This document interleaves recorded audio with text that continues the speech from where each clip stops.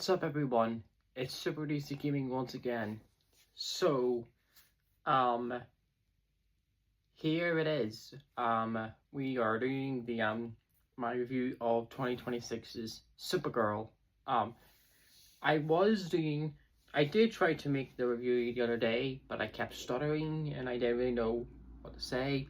But I gave it another try. So, yeah. I saw Supergirl on Wednesday, and it's now Sunday, so I can talk about the movie more, and hopefully we'll get more, coherent. So, is the movie as bad as people say? No. Is it DC's best movie? No. Is it a fun time? Yes. So listen, of course I accept differing opinions, but this movie isn't bad by any means. It's not necessarily as good as Superman, but because, James Gunn said all of the DCU movies are going to be, different in tone and style, which that's good because Supergirl can stand out against Superman. And again, it's not as good as Superman, but I still enjoyed it just enough. So, yeah. Millie Alcock and Jason Momoa. I can't really pronounce the actors' names, but the people who played Ruth and Cram, they all did a good job. Holy shit, Millie Alcock is fucking gorgeous. Oh my god, yeah. I mean, that's something we can definitely agree on. She is an absolutely stunning actor. And of course, Crypto returns in this movie. So, yeah. The plot is, so what's the plot of this movie? Well, the plot is celebrating her 23rd birthday, or during her birthday week, Kara Zor-El, or Supergirl, is traveling across the galaxy, to celebrate. However, while she is traveling, she has a encounter with Krem, and he ends up poisoning Crypto, and she only has 3 days to get the antidote or else he dies. Now, I know that people are mad about this movie because they did say that this was an adaptation. Well, not an adaptation, but let me make one thing clear.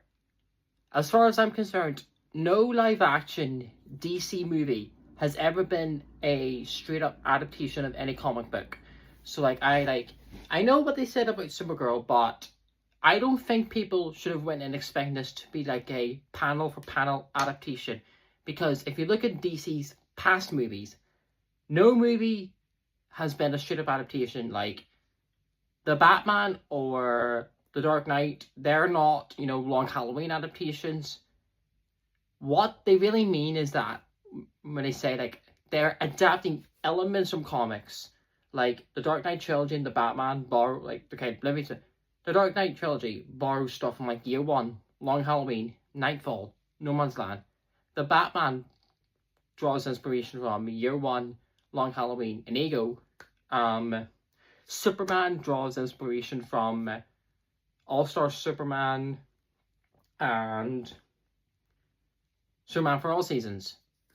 It's they're not based on just one specific book. They're based around many. And so, in Supergirl's defense, it's not an adaptation of Woman of Tomorrow. It just borrows stuff from the book, plot lines and whatnot, but it's not an outright adaptation. If you want to look at direct adaptations, go look at the animated movies, because that's where you'll find a bunch of that. So anyways, with that out of the way, I thought everyone did good. I do wish we did see more of Jason Momoa as Lobo in the movie. He wasn't in it as much as I thought he would be, but for what he was in the movie, I enjoyed his scenes. But I think the reason he's not in the movie that much is because, they're either saving him for well, there's two possibilities. He will either appear in the Jimmy Olsen TV show, or he will return in Man of Tomorrow. Those are my two current theories. Of course, he could appear at a later time, he could appear earlier, etc. But those are my two current theories. He will either be in the Jimmy Olsen show or Man of Tomorrow. So maybe that's why he wasn't in the movie that much, because they're saving him. But yeah, with what he was doing, Jason Momoa fit great as Lobo.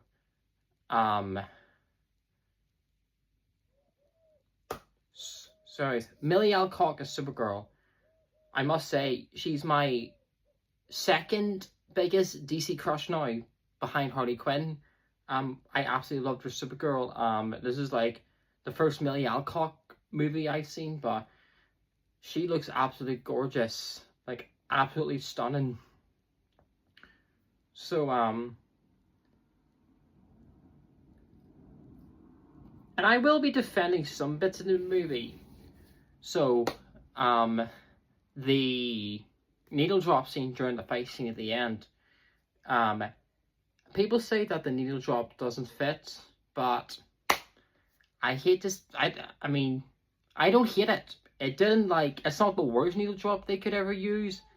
Granted, it's not the best, but the people who, you know, are hating it, I think you do need to calm down a bit, because it's not like the worst music choice for that scene, and it fit rather well. People say that Krem is a forgettable villain. He's no more forgettable than Jared Leto's Joker, 2017 Steppenwolf, and other past DC movies that, like, I remember him because, you know, he's like a trafficker, and I do like his design quite a bit. I feel like costume designs, people say that, oh, the movie's so dull and colorless compared to the comic. Again, no live action DC movie is a straight adaptation of any comic book. Long Halloween has a, you know, specific color palette, but the Batman is far different, so what's your excuse here? And then we have, like, here's certain defense. I've seen some people say this, but people are saying that, you know, oh, Supergirl is so different in the comics. Like, oh, the way they changed Supergirl was shit as well. Okay, time for this defense. So, the changes they made to Supergirl is bad, apparently. Well, if that's the mindset you want to go on with, you better, by that logic, Heath Ledger's Joker, okay, let's put it, Danny DeVito's Penguin, Paul Dano's Riddler, and Heath Ledger's Joker. All three of them are different from, you know, we'll do, not Heath Ledger's Joker, well, you know what I meant there, but all three of them, like, specific, and more specifically, DeVito and Dano, albeit Dano still is like the comic spot, we'll do DeVito. So, Danny DeVito's Penguin is universally praised for, like, one of the best, you know, like, Batman, you know, villains on screen. But the thing is, he is vastly different from the comics. He is nothing like that in the books. You know, his entire characterization, his backstory, etc., vastly different from the comics. So by that logic, is Danny DeVito's Penguin shit, given how different he is from the comics? Is he bad? Because, you know, he's nothing like the books. Paul Dano's Riddler, he looks, well, like, he's not comic inaccurate, but he still has a lot of vastly different characterizations. I know, or I'm just trying to make a point. You know, like, I mean, like, if a character being different from the comics makes it bad, then you better hate Tim Burton, you better hate the Dark Knight trilogy, you better hate Superman, you better hate all those, because if that's your, or is that your gripe for this movie, then don't know what to tell you. So, and I know this movie is bombing at the box office right now, but to the people who think that that means that the movie is gonna be, like, flop or the DCU is dead, grow up. We have Clayface, and we have Clayface coming in October, and we have Man of Tomorrow next July. as those two movies are likely going to succeed. Clayface more so because it's very low budget and like 40 million. So by logic, it would just need 100 million to make its budget back. But yeah, so like Clayface is locked in probably for success. Man of Tomorrow as well. That's going to be like the next summer's big hit. And guess what? Millie Alcock will be in that too. So yeah, like this one movie flopping isn't all the end of all things, especially given that this movie is not a, like, you know, integral to the DCU. It's standalone, can be watched on its own. You don't need to watch Superman to understand it. You don't need to watch Creature Commandos. You don't need to watch anything. You can just watch Supergirl on its own. Granted, if they make like a sequel to it, but I don't think they're gonna do that. I think they're just gonna, have her own, like, what they're gonna do, they're just gonna have solo projects and feature others. So and the whole like revenge plot criticism, so what? I mean, like, there's probably is worse meat out there with revenge plots, and Last of Us 2. That exists. That's probably worse, even though I haven't played that, but just cite an example, because I know it's like an infamous one. But yeah, so anyway, either way, the music in the movie, I really liked. I thought the music was nice. Don't know who composed it, I'll have to look that up, but whoever did the music did great. The flashbacks to Krypton and, with the whole like Kara's backstory, it was cool. Now this movie isn't without its criticisms. Like, I'm not the biggest fan of Superman's parents wanting to send him away so we can conquer like Earth and whatnot. I wasn't really the biggest fan of that. It's not the worst change they could make, because I don't need comics adapted so literally, but it's just that was kind of like a plot twist I wasn't really the biggest fan of. If you like it, that's okay.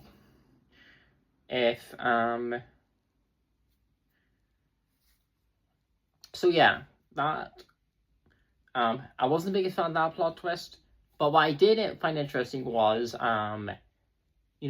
Kara's parents didn't like what Clark's parents were doing. So I was wondering, at least I'm wondering if has there been like, did they have conflicts with each other because of that?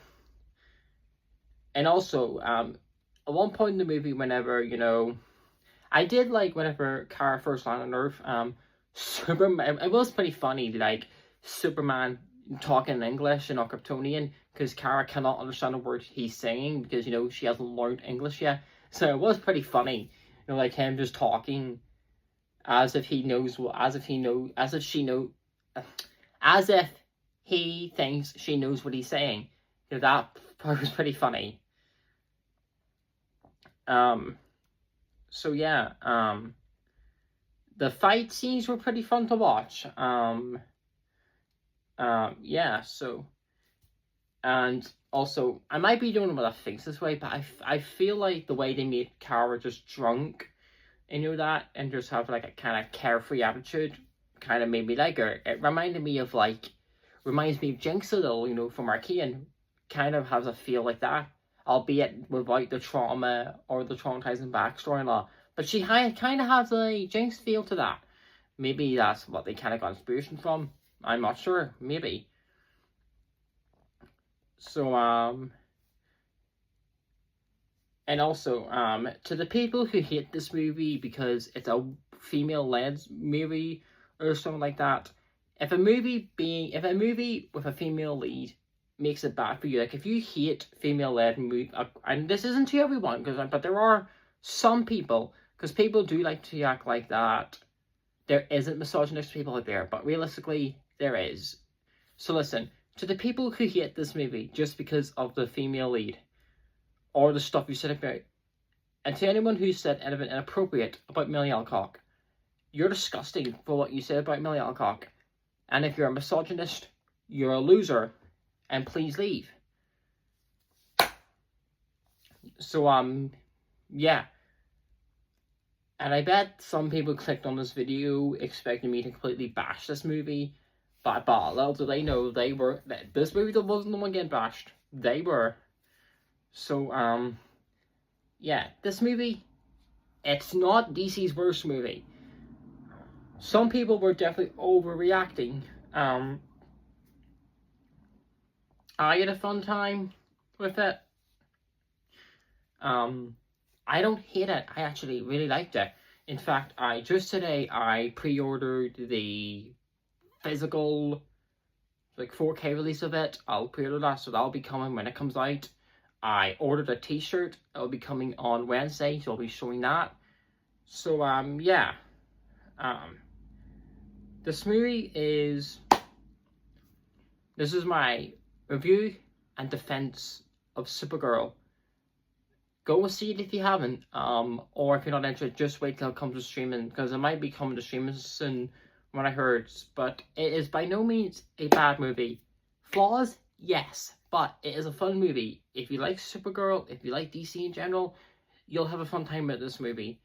But yeah, this movie was by no means bad. So my initial ranking would be a 7.4 out of 10.